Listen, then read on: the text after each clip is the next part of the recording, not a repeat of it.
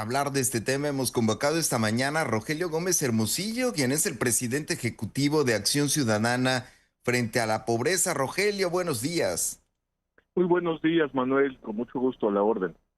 Rogelio, lo que planteó ayer la presidenta de del INEGI y también antier en este comunicado que difundieron anunciando pues que asumen las funciones del extinto Coneval es que conservan la metodología de pobreza multidimensional del Coneval, incluida la que se publicó en 2018, que usarán las mismas encuestas. Además, que resguardarán, mantendrán accesible el acervo histórico del Coneval. En fin, una serie de decisiones que anunció el INEGI en donde están garantizando justamente que se preserven estos criterios. Yo te pregunto, Rogelio, ¿cómo lo ves? ¿Crees que existen garantías de que no se vayan a modificar los criterios o las metodologías en un futuro más bien próximo? Mira, Manuel, yo creo que ese es el compromiso que ha hecho la doctora Márquez y que yo creo que es una buena noticia porque ciertamente la medición de la pobreza, por un lado, y la evaluación sobre los resultados e impactos, las políticas sociales, de lo que se hace para garantizar la educación, la salud, el acceso a vivienda, alimentación, a trabajo de la población en nuestro país, sobre todo la que tiene más carencias, la que tiene condiciones de rezago, son asuntos de interés público de gran trascendencia. O sea, no es un asunto solo de cifras, por supuesto, lo que hay que producir son datos y cifras, pero la importancia pues, es como la importancia de saber dónde estamos, cómo vamos, en temas cruciales para la vida de las personas que van más allá de la política. Así que, en principio, el comunicado, como bien dices, de hace 2 días y esta conferencia que nos reportaban hace un momento, y que me parece es muy clara y reitera, digamos, lo que nos dijo también en la reunión de diálogo que sostuvimos con la presidenta INEGI, que le habíamos solicitado un conjunto de organizaciones que ahora formamos el consorcio para la medición y la evaluación.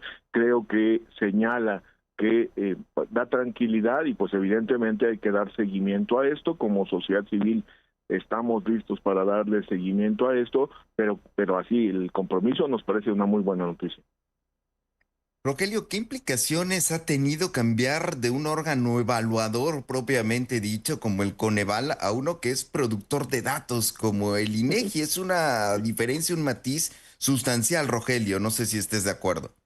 Sí, sí, sí, Manuel, tienes toda la razón. A veces en los ambientes políticos o donde, pues, digamos, no hay mucho conocimiento ya del detalle de la diferencia, pues suena igual, ¿no? Medir pobreza, evaluar programas que son para los pobres, en fin, no, o sea, hay ahí y luego levantar los datos, en fin, hay ahí una mirada que, pues sí, son actividades muy relacionadas, pero son especialidades totalmente distintas. Los institutos de estadística en el mundo, y el INEGI es de los que tiene un prestigio y una tradición en esto, son institutos que producen información.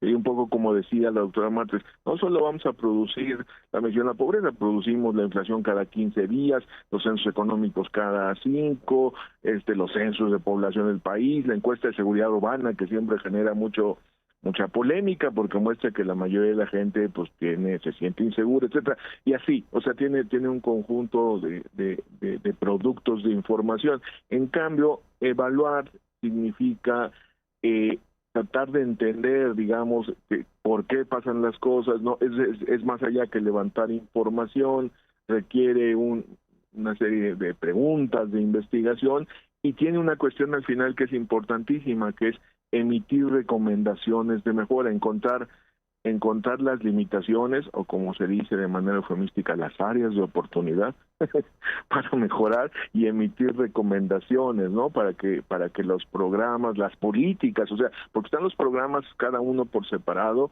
pero está, digamos, lo que se hace para la educación, para la salud y en general, pues, ¿no? Para el desarrollo social, para la equidad, para el ejercicio de derechos sociales, y esa parte pues es totalmente distinta al levantar información, y los institutos de estadística en el mundo, y el INEGI no es la excepción, pues no lo ha hecho. Entonces han creado esta unidad especial, nueva, pues ese es el mandato de la ley. O sea, el INEGI es un instituto público y tiene que cumplir lo que le manden, y el mandato de la Constitución y de la reforma legislativa que se aprobó hace poco, pues claramente no dice que ellos tienen que hacerse cargo, y para hacerse cargo han creado esta unidad separada, nueva, digamos, donde además han incorporado gente con experiencia del Coneval, y la persona que pusieron a cargo es una persona que viene de la trayectoria de evaluación, ¿no? De los organismos de evaluación, y del propio consejo del Coneval, que estaba en funciones hasta antes de su extinción, Manuel. Entonces, sí son cosas distintas, tienes toda la razón. De alguna manera, no sé si desvirtúa, pero le agrega ahí una función al instituto que no tenía. Esperamos que no le afecte. Ciertamente es un instituto grande, sólido. Hablando con la doctora Márquez antier, pues nos contaba, ¿no? Todo el trabajo que se hace para levantar información de muchísimas cosas. Entonces es una institución grande, sólida, y bueno, veremos esta unidad cómo nos va dando claridad, confianza y transparencia en lo que haga, porque no solo es la mención de la pobreza, que ya es para dentro de unos días, unas semanas, sino la evaluación, saber si lo que se está gastando en políticas sociales, en programas sociales, de los que tanto se habla, por cierto, qué resultados dan. Sí, ellos difundieron ya un calendario Sí. de las fechas de publicación justamente de estas evaluaciones. Recordemos también, Rogelio, que el objetivo de la evaluación que realizaba hasta hace muy poquito el Coneval era pues permitir la toma de decisiones y sobre todo influir en el diseño de políticas públicas, que ese es un punto fundamental sobre cómo se combate la pobreza en nuestro país, Rogelio. Tratar de que esos informes, de que esos insumos, pues puedan servir para el rediseño de políticas públicas o el ajuste de las ya existentes. ¿Crees que este nuevo mecanismo que pues se instaló en la ley permite, digamos, esas funciones? Pues mira, lo vamos a ver, tienes toda la razón. El propósito de medir, el propósito de evaluar, el propósito de indagar cómo van los resultados, no solo lo que se hace, sino qué produce lo que se hace, ¿no? Se entrega una beca o se crea algún servicio, pero esos qué resultado tiene para las personas en función de los derechos sociales. Por eso la idea de medir para mejorar, o sea, no es medir por medir, no es medir para calificar y poner tache o palomita, o para echar las campanas al vuelo, o para descalificar. Ciertamente, pues no podemos abstraernos de que hay un ambiente de discusión política, pues así son las democracias, y en nuestro país esto se ha exacerbado, ¿no? No viene el caso abundar sobre ello. También se usa en ese sentido, pero la verdad es que el uso más importante de estas mediciones y de esta evaluación es orientar las decisiones, como bien dices. Ahora, ciertamente hay que diferenciar: quien evalúa no decide. Eso es clave, ni en tiempos de Coneval, y pues ahora pues, seguramente tampoco. O sea, quien evalúa y mide, pues pone ahí la evidencia, pone ahí los datos, incluso emite recomendaciones. La ley lo dice, emitir recomendaciones. La Junta de Gobierno INEGI va a estar a cargo, pero bueno, esta unidad seguramente hará los trabajos técnicos, pero son recomendaciones. Quien tiene que tomar la decisión de si mejora, no mejora, y cómo y qué tanto las asume, es el gobierno. Bueno, son las unidades responsables de los programas, son las entidades a cargo de los programas, y esa distinción es clave, porque también, ¿de qué sirve el Coneval si no se mejoran? Pues bueno, pues les sirve para saber que no están dando resultados, y a ver cuándo, con la presión de la sociedad o con un cambio político o con una mirada que sí atienda a la realidad, se pueden mejorar las políticas, porque ciertamente hay un conjunto de mejoras que son indispensables, por ejemplo, para garantizar el acceso a la salud, y el acceso es solo la parte inicial, es como la puerta, ¿no? Pero la atención en salud, su calidad, su oportunidad, su equidad, tenemos una desigualdad muy grande en la atención en salud entre diferentes tipos de población, que en realidad es discriminatoria, que contradice los principios del artículo primero de los derechos humanos y la no discriminación, en fin. Todo esto es por eso es tan importante esta discusión, por eso creamos este consorcio de las organizaciones de la sociedad civil, donde está la Ibero, México Evalúa, México Cómo Vamos, el Centro Espinosa Iglesias, el INCO y nosotros en Acción Ciudadana frente a la Pobreza, para dar seguimiento no solo a la medición de la pobreza, que digamos que es lo que va a suceder ya dentro de muy poco, sino también esta otra parte que además ahora se comparte con la Secretaría de Hacienda y hicieron un reparto un poco, no raro, pero digamos a ver cómo funciona, de que Hacienda ve los programas e INEGI ve, que llamaron evaluación integral. Ahora, con lo que nos dijo la doctora Márquez y un poco lo que apunta el comunicado y también lo que empezó a adelantar la doctora Claudia Maldonado, que va a estar a cargo de esta nueva unidad, o como le llamen, esta nueva, sí, es unidad, me parece, dentro del INEGI, que se va a hacer cargo de la medición y la evaluación, ciertamente apunta a una mirada que busque cómo entender qué está pasando para mejorar el acceso a los derechos sociales, ¿no? La salud, la educación, el trabajo, la vivienda, la alimentación, en fin, son varios y son muy importantes, que va más allá de un programa u otro. Por supuesto, los programas son los instrumentos para ello y por eso es tan importante evaluarlos, Manuel. ¿Hay hueco desde el punto de vista legal, Rogelio, para permitir que mecanismos independientes puedan auditar las mediciones del INEGI en términos de pobreza y de lo que tradicionalmente estaba a cargo del Coneval? Pues sí, o sea, digamos, auditar es una cuestión muy técnica y sólida, y por supuesto no hay atribuciones de nadie fuera del propio INEGI, y incluso el propio INEGI no sé si hablaría de auditar. Ciertamente el INEGI nos explicaron, tiene unos procedimientos y unos protocolos muy sólidos y rigurosos para garantizar, digamos, que desde el diseño de las encuestas, cuando van a salir a campo, desde antes, los cuestionarios, su aplicación, su procesamiento, en fin, tener garantías. Y ciertamente el INEGI se caracteriza por ser una institución técnicamente confiable, que nos ofrece información sólida, digamos, en todos los campos. Ahorita va a incursionar en este nuevo campo, pero traía, digamos, estos antecedentes. Bueno, pero ya a tu pregunta pero hay manera de que ustedes como sociedad civil se puedan meter, déjame decirlo así, a las tripas del asunto y verle, y si hubo ahí alguna cuestión. No, pues eso es muy complicado. Lo que sí se nos ofreció es esto que también comentaban en la introducción, que va a mantener todos los productos que hacía Coneval, y algunos de esos productos, Manuel, son documentos técnicos, ciertamente no son tan sencillos, no son lo que se divulga más, no son para andar discutiendo en espacios, en medios muy cortos, pero ahí en esos documentos técnicos